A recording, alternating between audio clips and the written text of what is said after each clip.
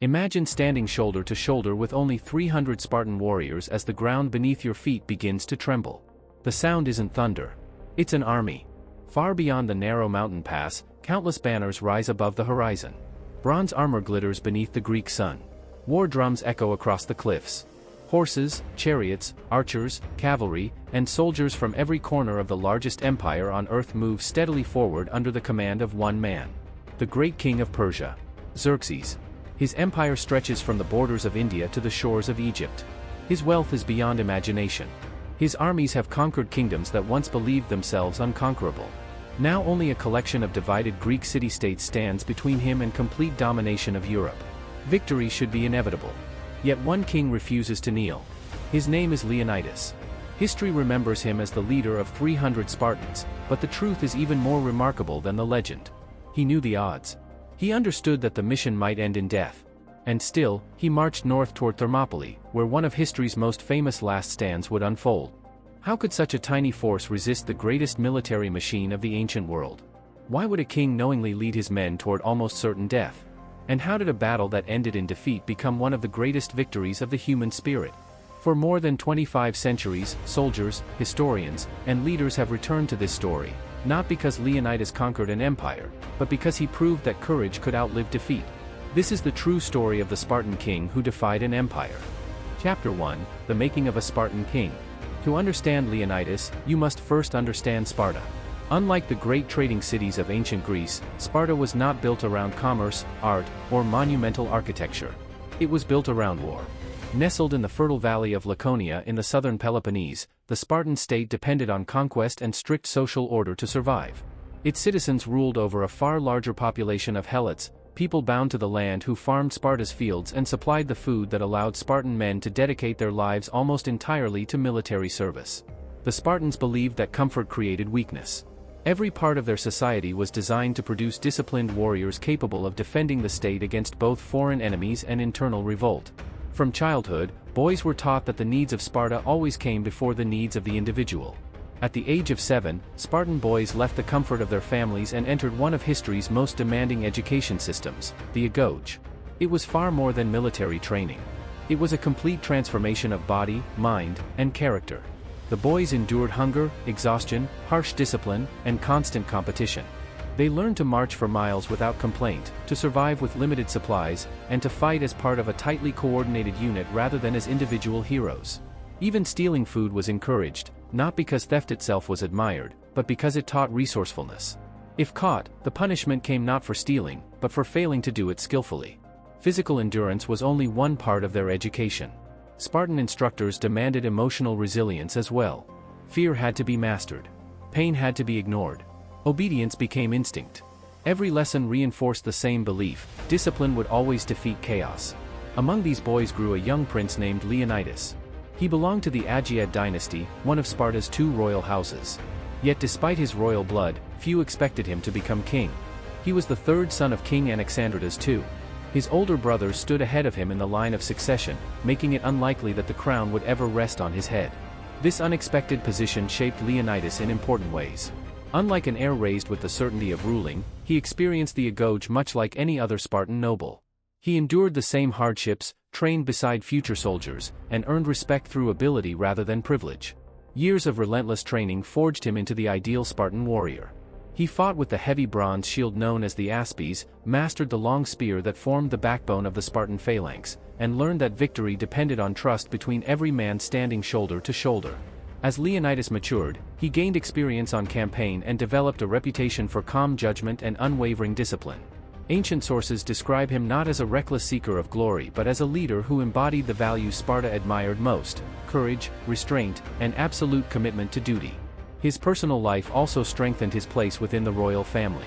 Leonidas married Gorgo, the intelligent and respected daughter of King Cleomenes I, his half-brother. Gorgo was no ordinary queen.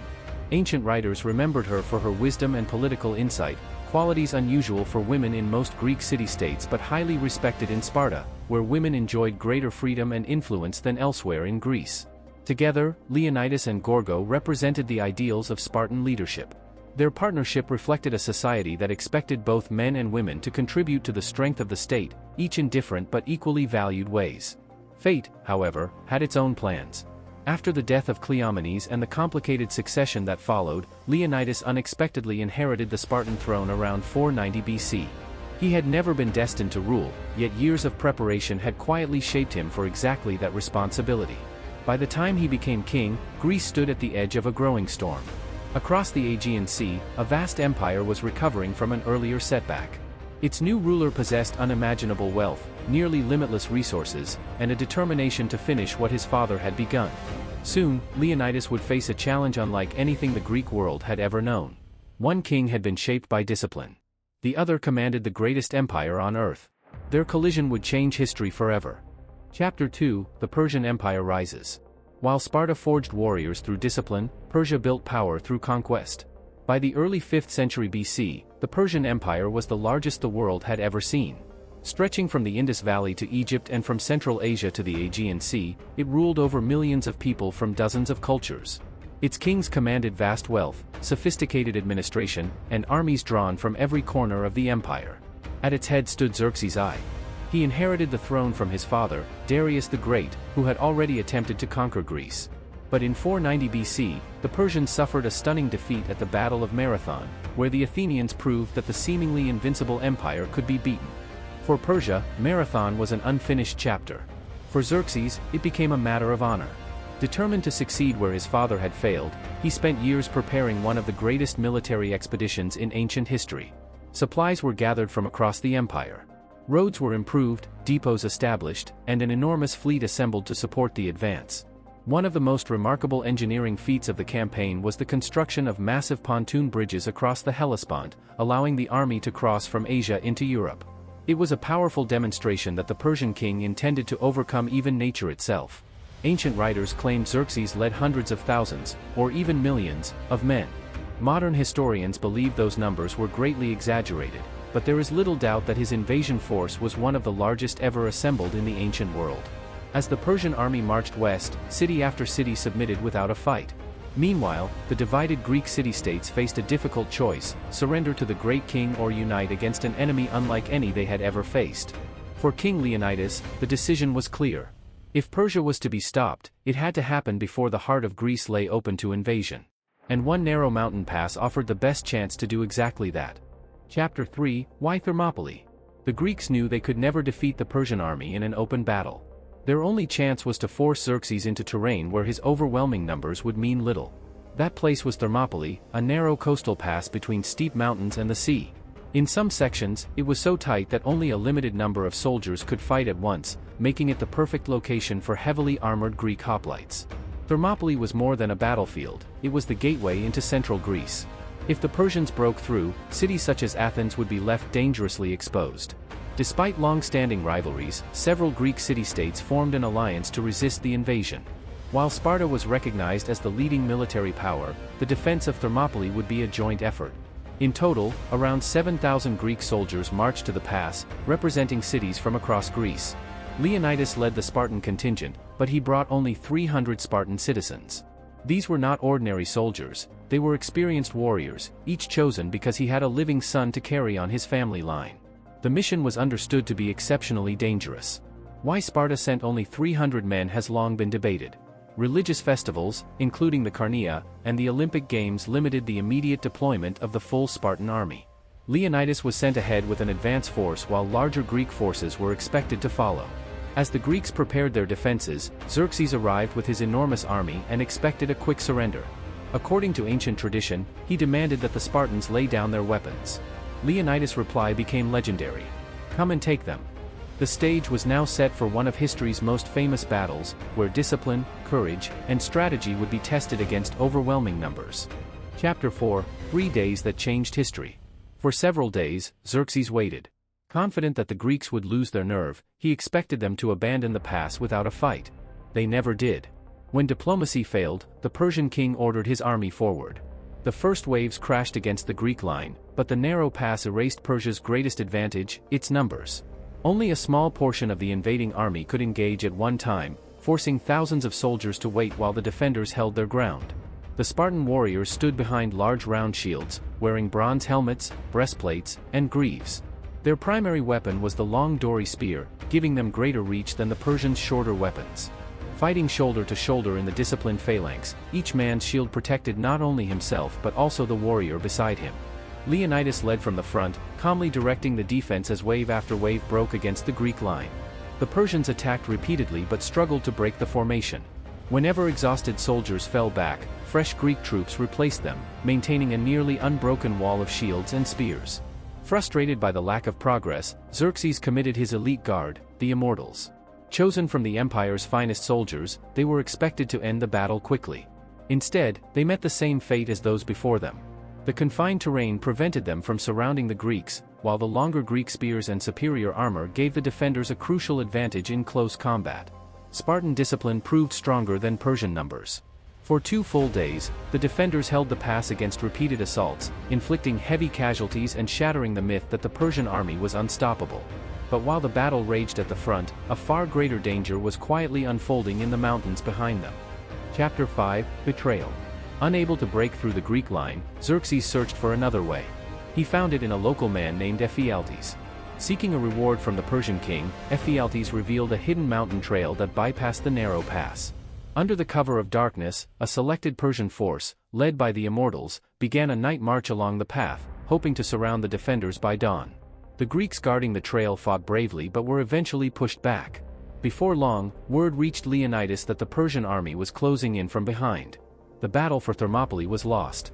Faced with certain encirclement, Leonidas made the decision that would define his legacy. He ordered most of the Greek allies to withdraw and preserve their forces for the battles still to come. Not everyone left. The 300 Spartans remained with their king. Around 700 Thespians, led by Demophilus, chose to stay and fight willingly. A contingent of Thebans also remained, though ancient sources disagree on whether they stayed by choice or under Leonidas' orders. Leonidas knew there would be no victory that day. But by holding the pass a little longer, his men could buy precious time for the rest of Greece to prepare its defenses. As the first light of dawn reached Thermopylae, the defenders tightened their ranks one final time. They were no longer fighting to win. They were fighting so that others might live. Chapter 6, The Death of Leonidas. At sunrise on the 3rd day, the final battle began. The Persians attacked from both directions, trapping the remaining defenders inside the narrow pass. Outnumbered and surrounded, Leonidas and his men fought with extraordinary determination, refusing every opportunity to surrender. Ancient accounts suggest that Leonidas was killed during the fiercest stage of the fighting. His death did not end the resistance. Instead, the Spartans, Thespians, and their remaining allies launched desperate counterattacks to recover the body of their fallen king.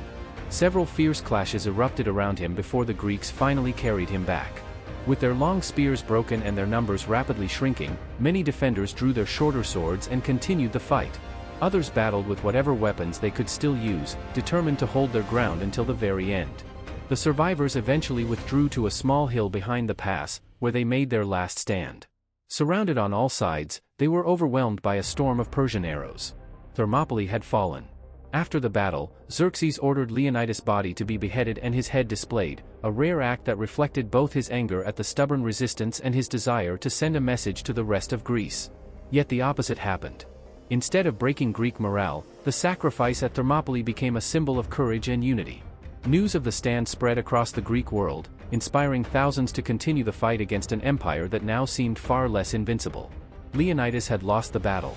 But his sacrifice had already begun to change the course of the war. Chapter 7, The Legacy. Thermopylae was a Persian victory, but it did not end the war. The sacrifice of Leonidas and his companions gave the Greek city-states something they had long struggled to achieve: unity. Inspired by their stand, the alliance continued the fight instead of surrendering. Only weeks later, the Greeks won a decisive naval victory at the Battle of Salamis. Lured into the narrow waters between the islands and the mainland, the larger Persian fleet lost its advantage and suffered a devastating defeat.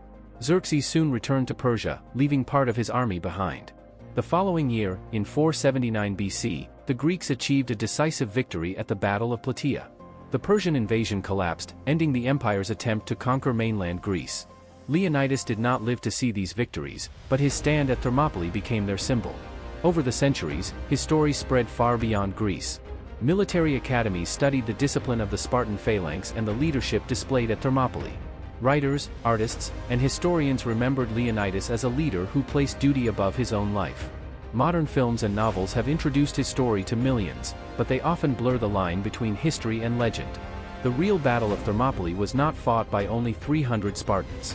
Thousands of Greek allies stood beside them, and the victory they sought was never meant to be measured by survival alone. The true legacy of Leonidas is greater than any Hollywood version. He demonstrated that leadership means sharing the risks of those you command, that courage is strongest when hope is fading, and that a single act of sacrifice can inspire generations. More than 2,500 years later, the name Leonidas still stands as one of history's greatest symbols of honor, resilience, and the determination to defend freedom against overwhelming odds.